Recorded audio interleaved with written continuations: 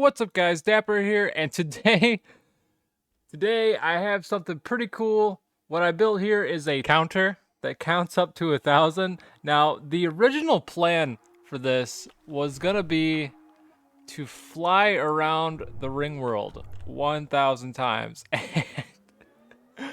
and I did the math on this. So it takes about 3 minutes and 40 seconds to get around the whole thing, and well, after doing the math, I realized that's gonna take, 60 plus hours to complete. So instead of doing that, I don't exactly have 60 hours to, sit around and fly around. But what I do have here is a button. And each time I click this button, it's gonna count. So the plan is to use my logic contraption here to count to 1,000. And later on, I can probably show you, pretty much how I set everything up. Now, I know this is not the most efficient way. This is just a way that made sense and worked for me to build. So, yeah, we're gonna be doing a lot of counting. So yeah, anyway, huge thanks to, everyone that's come over to the channel in the last few days. This has been crazy. This has been nuts. That just jumped to 28, didn't it? That's not good. Oh no. You know what? We gotta start over. Okay, and we're back. So I had to fix a couple bugs, but before we actually start this again, I am gonna show you kind of how it works. So I'm gonna hook this guy up there. All right, so each one of these goes through one of 10 digits. So we have 1 through 9 and then 0. And for each of these, it will do the same exact thing. So if I put this at 37 and then I go to 39 and then hit it once more, it goes up. And the same thing happens for the 3rd digit and the 4th digit. It's all the same. So we can go ahead and put this one to 9 real quick, and then we'll go ahead and go through these numbers here. And there, once you're at 9, this will now switch the other 2 digits, just like so.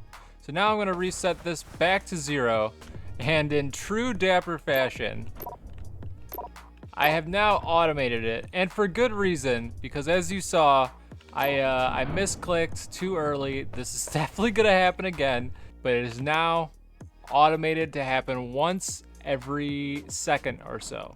And even this might mess up. So this is our first test. So hopefully this works. It seems to be doing fine right now, which is good.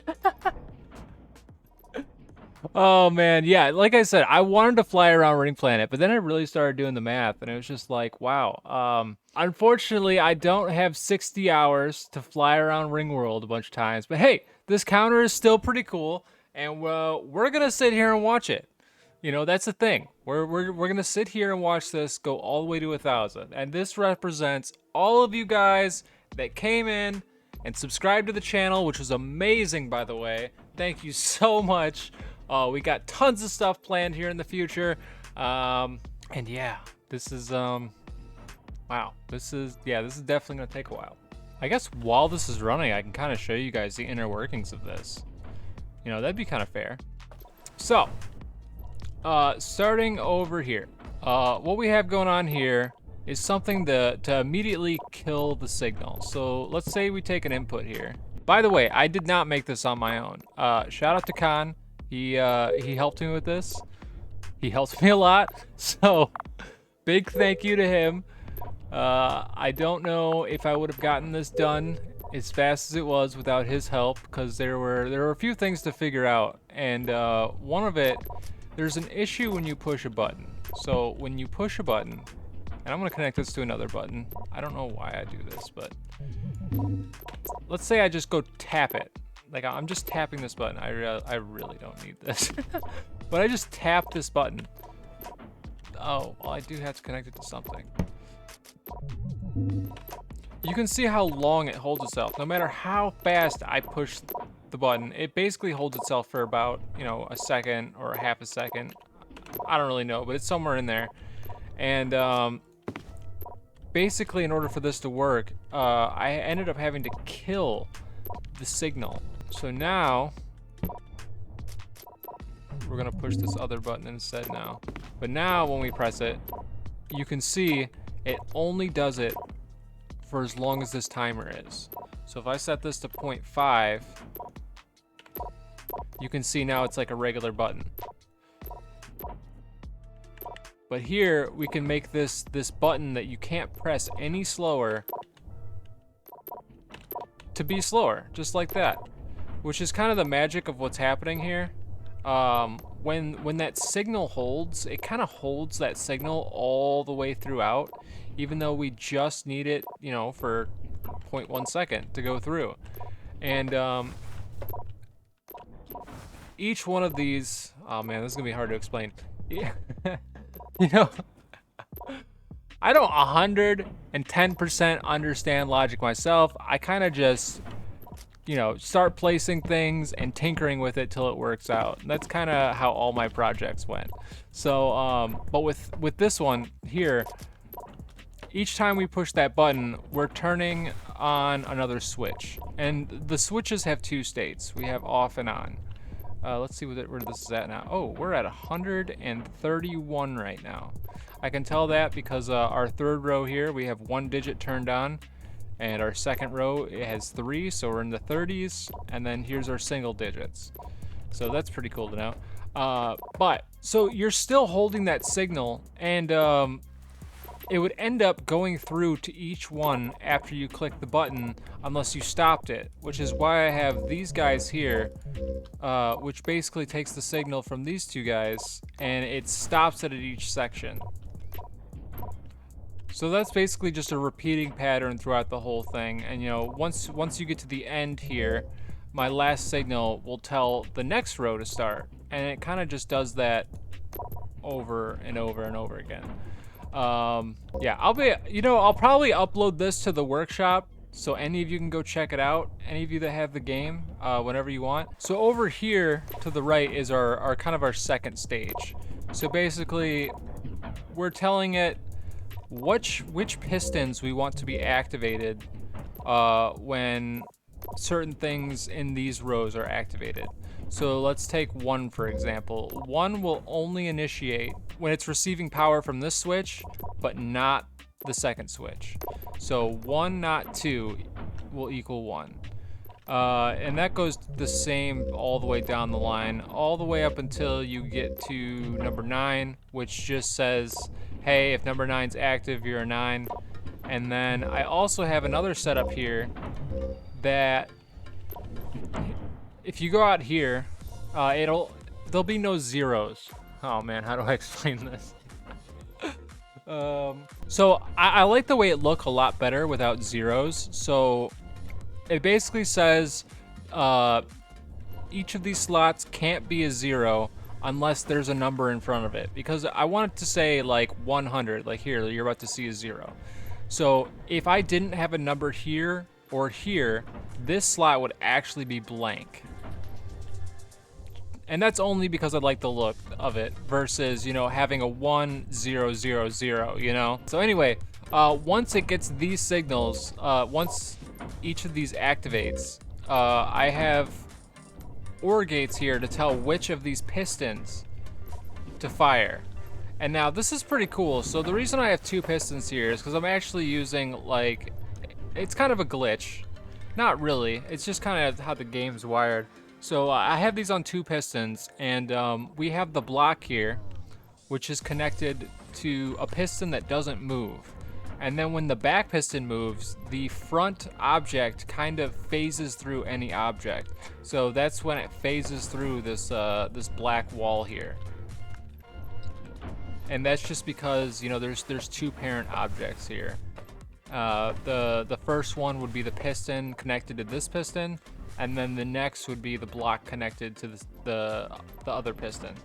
Making so while the back piston moves, the front block will phase right through anything, basically. You know, it's nice and compact, I was thinking about doing this in a bunch of other ways, but this just ended up being the simplest. So yeah, each of these OR gates is taking all kinds of signals from all over the place, because a lot of numbers will use the same blocks.